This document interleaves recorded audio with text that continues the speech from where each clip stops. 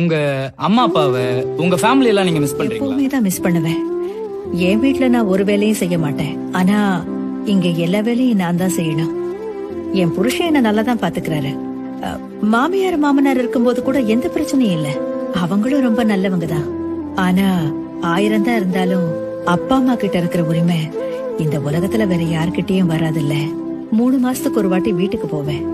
திரும்பி வர்றதுக்கு மனசே வராது.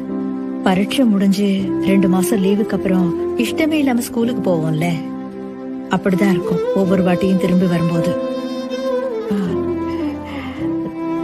ஆனா என் புருஷனை எதுவும் சொல்லல.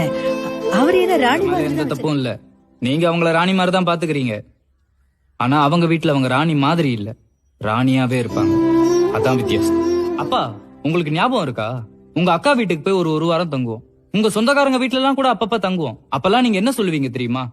2 நாள் கூட ஆயிருக்காது. நம்ம வீட்டுக்கு போலாம் நம்ம வீட்டுக்கு போலான்னு போட்டு டார்ச்சர் பண்ணுவீங்க. நம்ம வீட்டுக்கு வந்து அந்த ரெகுலர் சேர்ல சாஞ்சு உட்கார்ந்துகிட்டு, அடடே என்னதான் இருந்தாலும் நம்ம வீடு மாதிரி வராதுல்ல அப்படிம்பீங்க.